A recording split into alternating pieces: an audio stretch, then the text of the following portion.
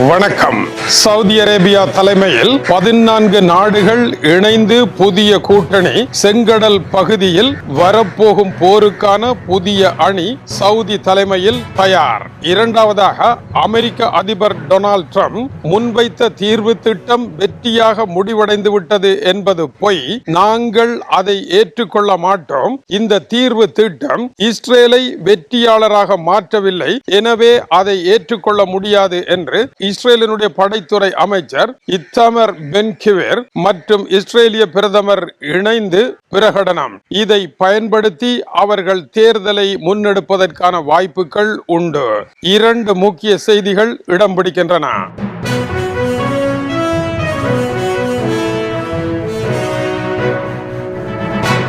முதலாவது, Saudi Arabia தலைமையில் முக்கியமான பலமிக்க சுனி முஸ்லிம் நாடுகள் இணைந்து 14 நாடுகளை உள்ளடக்கிய அணி ஒன்று உருவாக்கப்படுகின்றது.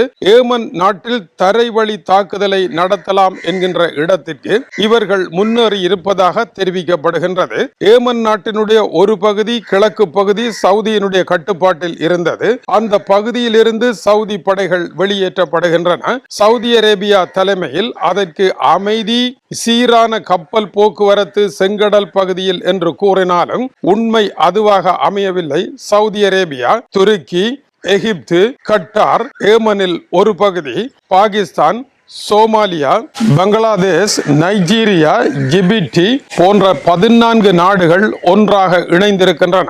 சவுதி தலைமையிலான இந்த கூட்டணிக்கு சவுதி அரேபியா முற்றுகையில் இருக்கின்றது. சவுதி அரேபியாவினுடைய ஆயில் வெளியேற முடியாதவாறு ஏமன் நாட்டில் இருக்கின்ற ஹவுதி ஆயுததாரிகள் தடை போட்டிருக்கின்றார்கள். இந்த தடையை உடைப்பதற்கும் சர்வதேச வர்த்தகத்தை சீராக நடத்துவதற்கும் கடல் வழி பாதையை நல்ல முறையில் கொண்டு செல்வதற்கும் தமக்கு வேறு வழி இல்லை.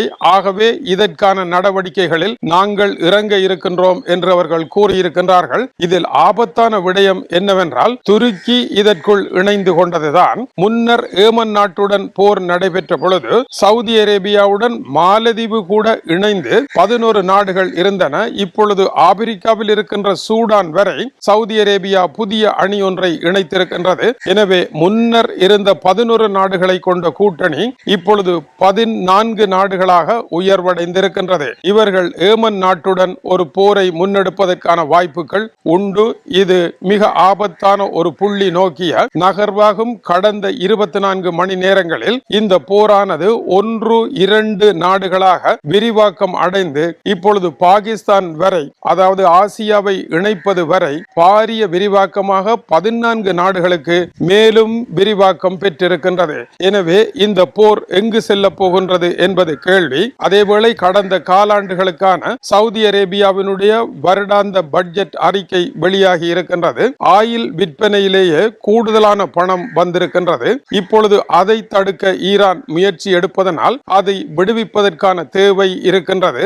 ஆயில் வருமானம் அதிகமாக இருந்தாலும் நாட்டினுடைய உள்ளூர் செலவுகள் காரணமாக பொருளாதாரம் மிகப்பெரிய அழுத்தத்தை சந்தித்திருக்கின்றது. சுமார் 60 பில்லியன் குரோனர்கள் வரை சவுதியினுடைய காலாண்டு கால பட்ஜெட் பற்றாக்குறை ஏற்பட்டிருக்கின்றது.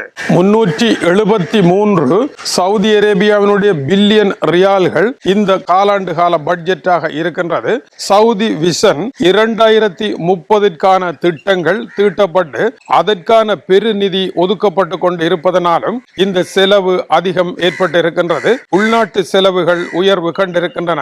இப்பொழுது சவுதி அரேபியா முன்னெடுத்திருக்கின்ற போருக்கான பணிகளை முன்னெடுத்தால் சவுதியினுடைய வரவு செலவு திட்டம் மிக மோசமான ஓர் இடத்தை நோக்கி அடுத்த 3 மாத காலத்தில் செல்ல போவதன் அடையாளமாகவும் இது இருக்கின்றது. சவுதி அரேபியாவினுடைய இந்த புதிய போர்க்கோலமானது அமைதி முயற்சியை எட்டுவதற்கான ஓர் அழுத்தமாக அமையுமா என்றால் இது அழுத்தமாக அமைப்பதற்கான வாய்ப்புகள் குறைவு. ஏனென்றால் சவுதி அரேபியா பெரிய நாடா, ஈரான் பெரிய நாடா, துருக்கி பெரிய நாடா, மத்திய கிழக்கிற்கு யார் தலைமை தாங்குவது என்கின்ற தலைமைத்துவ போட்டா போட்டிக்குள் விவகாரம் உள்நுழைய போகின்றது.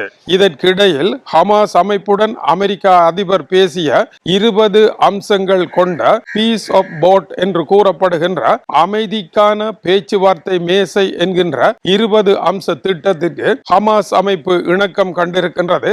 இஸ்ரேலும் ஆதரவு என்று கூறிய டொனால்ட் ட்ரம்பினுடைய கருத்தை இஸ்ரேலினுடைய கடும்போக்குவாதியாகிய படைத்துறை அமைச்சர் இத்தமர் பென் கிவேர் வன்மையாக கண்டித்திருக்கின்றார். தாங்கள் இதற்கு இணங்க மாட்டோம் என்றும் காசா மீதான தாக்குதல்கள் தொடர வேண்டும் என்றும் அங்கிருக்கும் பயங்கரவாதிகள் விரட்டி அடிக்கப்பட வேண்டும் என்றும் இறுதியில் இந்த போரில் இஸ்ரேலே வெற்றி பெற வேண்டும் என்றும் இஸ்ரேல் வெற்றி கொடி நாட்டுவதே ஒரே வழியே அல்லாமல் இஸ்ரேலினுடைய வெற்றியை நிறுத்தி ஒரு தீர்வு திட்டம் என்பதற்கு இடமே கிடையாது என்றும் அவர் வன்மையாக கூறியிருக்கின்றார். இஸ்ரேலிய பிரதமர் பெஞ்சமின் நெட்டன்யாகுவும் இதை ஆமோதித்து தங்களுடைய நாட்டிற்கு சார்பாகவும் இந்த போரை நடத்திய தங்களுடைய நாட்டிற்கு எதுவும் இல்லாமலும் இந்த தீர்வு திட்டம் வருகின்றது, எனவே அதை ஏற்க முடியாது என்று கூறியிருக்கின்றார். இதற்கு காரணம் இந்த தீர்வு திட்டத்தின்படி இஸ்ரேலிய படைகள் காசாவில் இருந்து முற்றாகவே வெளியேறிவிட வேண்டும். சர்வதேச படைகள்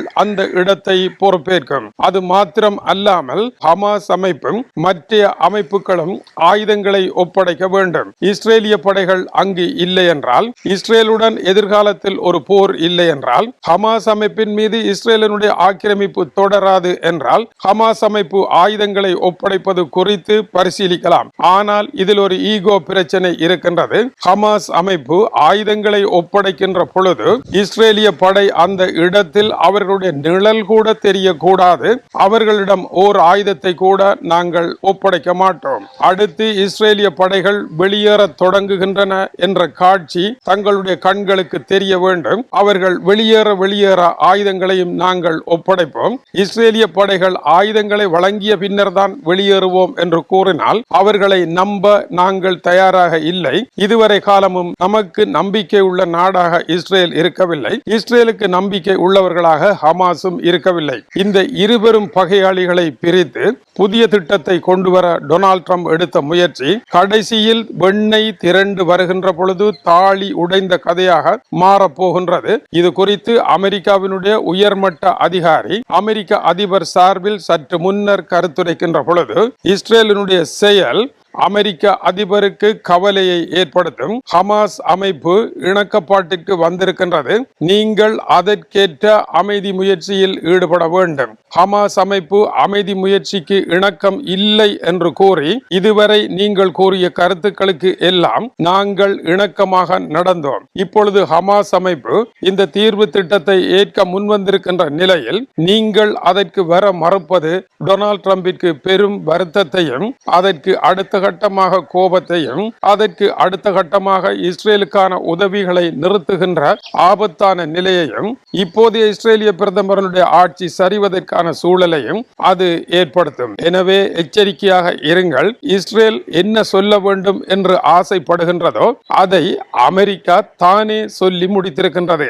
எனவே இந்த விவகாரத்தில் மத்திய கிழக்கில் ஏற்பட்டிருக்கின்ற கடந்த 24 மணி நேர மாற்றங்களில் மிக மிக முக்கியமானது பாகிஸ்தான், சூடான், சோமாலியா போன்ற நாடுகள் எல்லாம் இப்பொழுது இந்த பிரச்சனைக்கு உள்ளே நேட்டோ போல ஒரு படைப்பிரிவாக உருவாகி களமிறங்கி இருப்பது பெரும் பிரச்சனையின் ஆணிவேராக அமைய போகின்றது. சிரியா அடுத்த பக்கமாக திசை திரும்பிக் கொண்டிருக்கின்றது. ஜோர்டான் இந்த அணியில் இணைந்திருக்கின்றது.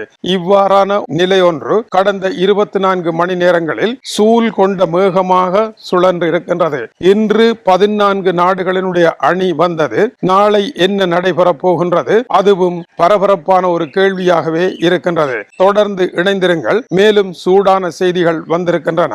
மத்திய கிழக்கில் பிரச்சனை நடைபெற்றால் ஐரோப்பாவில் என்ன நடைபெறும்? தென்னை மரத்தில் தேள் கொட்ட பனை மரத்தில் நெறி கட்டியது போல ஸ்பானியா இத்தாலிக்கு இடையே ஒரே நாளில் 60,000 அகதிகள் வந்து குவிந்த விவகாரம் பெரும் பூகம்பமாகவும் செங்கன் உடன்படிக்கையினுடைய சடால் வெடிப்பாகவும் மாறி இருக்கின்றது. அடுத்த செய்திக்காக காத்திருங்கள். வணக்கம் உறவுகளே. நன்றி உறவுகளே. இது போன்ற வீடியோகளை பார்வையிட சுந்தூஸ் முகமது இம்தியாஸ் என்ற யூடியூப் சேனலை சப்ஸ்கிரைப் செய்யும்.